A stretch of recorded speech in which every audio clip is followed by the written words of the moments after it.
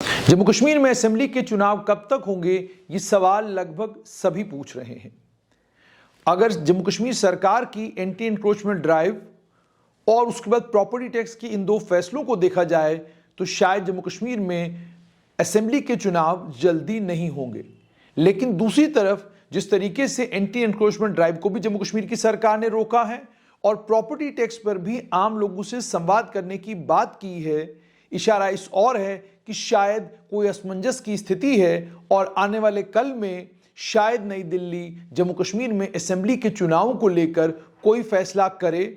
क्योंकि असेसमेंट केंद्रीय गृह मंत्रालय की है। असेसमेंट ये कि क्या जम्मू कश्मीर में हालात बिल्कुल सामान्य हैं और इन हालात के चलते जम्मू कश्मीर में असेंबली के चुनाव कराए जाने चाहिए। असेसमेंट देगा केंद्रीय गृह मंत्रालय। उनकी असेसमेंट के बाद इलेक्शन कमीशन ऑफ इंडिया तारीखें तय करेगा और तारीखें तय करने के बाद जम्मू कश्मीर में चुनाव होंगे। मगर अभी तक ऐसा क्यों नहीं हो रहा? आपको याद होगा कि पहले यह खबर आने लगी थी कि जो ही डिलिमिटेशन का सारा प्रोसेस मुकम्मल होगा उसके फौरन बाद election commission of India Jammu Kashmir में चुनाव की तारीखों का ऐलान करेगा। 25 नवंबर 2022 बीत गया और अब मार्च का महीना 2023 में शुरू हो चुका है और अभी तक चुनाव को लेकर कहीं से कुछ भी सुनने को नहीं मिल रहा है। हालांकि जम्मू कश्मीर की सरकार ने और इलेक्शन कमीशन ऑफ इंडिया ने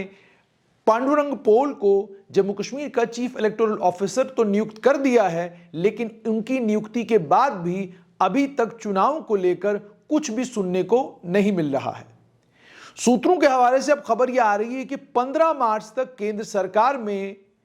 चिंतन मंथन केंद्र सरकार कर रही है और 15 मार्च तक जम्मू कश्मीर के असेंबली के चुनावों को लेकर केंद्रीय गृह मंत्रालय कोई फैसला ले सकता है। यानी केंद्रीय गृह मंत्रालय को क्या फैसला लेना है? उनको यह फैसला लेना है सभी एजेंसियों से इनपुट लेने के बाद, जम्मू कश्मीर की सरकार से बातचीत करने के बाद कि क्या जम्मू कश्मीर में हालात बिल्कुल सामान्य हैं और असेंबली के चुनाव जम्मू कश्मीर में आराम से हो सकते हैं। अगर ये असेसमेंट तमाम जांच एजेंसियां, पुलिस, आर्मी, सीआरपीएफ और उसके अलावा जांच एजेंसी, खुफिया एजेंसियां अगर ये सारी जानकारी केंद्र सरकार को देती हैं और केंद्रीय गृह मंत्रालय को कहती हैं कि हाँ हालात सामान्य हैं, तो केंद्रीय गृह मंत्रालय यही assessment election commission of India को देगा। उसके बाद election commission of India Jammu Kashmir में चुनाव की तारीखों का ऐलान कर सकता है। लेकिन चल क्या रहा है? चल ये रहा, जैसे मैंने आपको कहा कि एक तरफ खबर यह आ रही है कि 15 मार्च तक कोई फैसला हो सकता है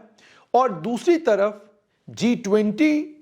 की मीटिंगों का सिलसिला शुरू हो चुका है।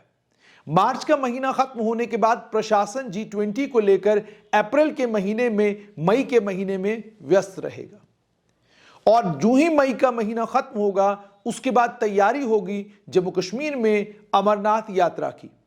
जून से लेकर सितंबर तक प्रशासन अमरनाथ यात्रा को सुरक्षित तरीके से करवाने में और अमरनाथ यात्रा को सकुशल मुकम्मल करने में व्यस्त रहेगा। यानी इसका मतलब ये चुनाव या तो मार्च अप्रैल के महीने में होने चाहिए और अगर मार्च अप्रैल के महीने में चुनाव नहीं होते तो इसका मतलब फिर ये चुनाव अक्टूबर नवंबर तक टल सकते हैं, क्योंकि जम्मू कश्मीर की परिस्थितियां इस तरह की हैं जिन परिस्थितियों में आप कुछ भी नहीं कर सकते। जैसे मैंने आपको कहा अभी G20 का सम्मेलन है, चल रहा है, मीटिंग्स चल रही हैं और जम्मू कश्मीर के प्रशासन को वातावरण और जम्मू कश्मीर का माहौल इतना खुशगवार बना के रखना है कि जब G20 की मीटिंग्स जम्मू कश्मीर में हो तो अंतर्राष्ट्रीय लेवल पर यह बात चली जाए कि जम्मू कश्मीर के हालात बिल्कुल सामान्य हैं, आतंकवादी गतिविधियां लगभग ना के बराबर हैं और इतने सामान्य हालात हैं कि इन सामान्य हालात में जम्मू कश्मीर में भी G20 की मीटिंग्स बहुत अच्छे और बड़े खुशगवार माहौल में हुई हैं। तो इसका मतलब लेफ्टिनेंट गवर्नर के प्रशासन का भी पहला फोकस जो है वो G20 की मीटिंग्स, जितनी भी जम्मू कश्मीर में, जितने भी कार्यक्रम जम्मू कश्मीर में होने हैं, वो सारे कार्यक्रम सकुशल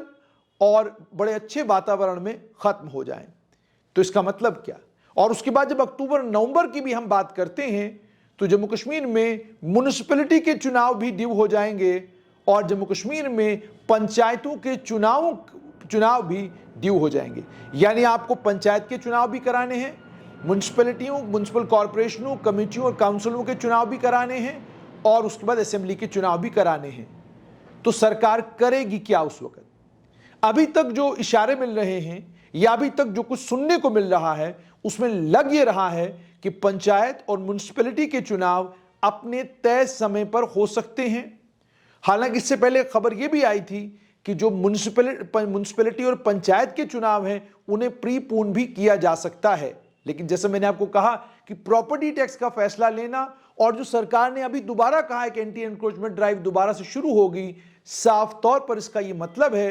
कि ना म्युनिसिपैलिटी के चुनाव प्रीपोन होंगे, ना ही पंचायतों के चुनाव प्रीपोन होंगे। और असेंबली के चुनावों को लेकर भी ऐसा लगता है केंद्र सरकार सिक्योरिटी के पॉइंट ऑफ व्यू से अभी भी सोच रही है कि अभी भी थोड़ा और समय दिया जाना चाहिए, उसके बाद जम्मू कश्मीर में असेंबली के चुनाव कराए जाने चाहिए। लेकिन इन सारी बातों के बीच में भारतीय जनता पार्टी की केंद्र की सरकार की एक आदत रही है, उस आदत को कहते हैं एलिमेंट ऑफ सरप्राइज, कि आप रात को सोते हैं, सुबह जागते हैं तो आपको एक नई खबर मिलती है और आप हैरान हो जाते हैं कि यह खबर आई कहां से। जम्मू कश्मीर को लेकर भी केंद्र सरकार बड़ा जब कोई फैसला लेती है उस फैसले की भनक किसी को नहीं लगती। कहा गया जम्मू कश्मीर का उपराज्यपाल जो है वो बदला जा रहा है, मुख्तार अब्बास नकवी का नाम भी आ गया, लेकिन उस वक्त भी हमने कहा था और आज फिर उसी बात को दोहराएंगे कि केंद्र सरकार जो भी फैसला करती है वो सिर्फ केंद्र सरकार को उसकी जानकारी रहती है, ना तो जम्मू कश्मीर भारतीय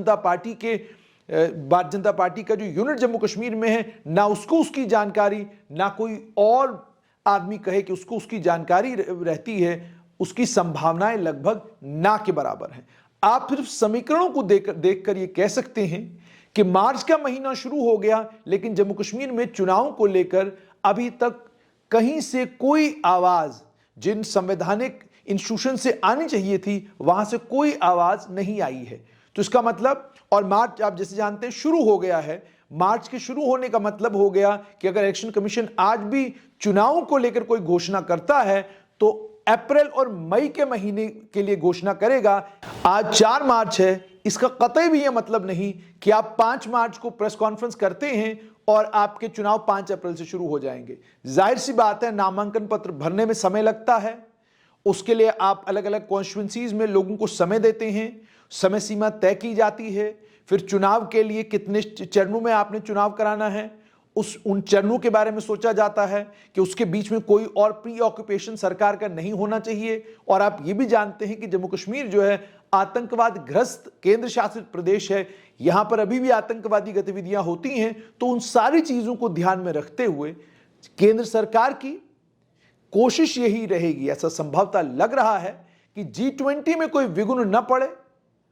और G20 आराम से जो है संपन्न हो, G20 की तमाम मीटिंगें आराम से संपन्न हो, उसके बाद अमरनाथ यात्रा आराम से संपन्न हो और उसके बाद पंचायत और म्युनिसिपैलिटी के चुनाव जम्मू कश्मीर में करवाए जाएं। उसके बाद जाकर ऐसा लगता है जम्मू कश्मीर में असेंबली के चुनाव होंगे। तो साफ तौर पर इसका ये मतलब है जो सब कुछ सुनने को मिल रहा है, अभी जम्मू कश्मीर में असेंबली के चुनाव को लेकर कुछ नहीं कहा जा सकता। कब होंगे? संभवतः इस साल में तो लगभग लग रहा है कि संभावनाएं बहुत कम हैं, लेकिन बीजेपी के काम करने के तरीके में there is always an element of surprise. तो वो एलिमेंट ऑफ सरप्राइज अगर कहीं हुआ तो किसी भी समय चुनाव की घोषणा हो सकती है।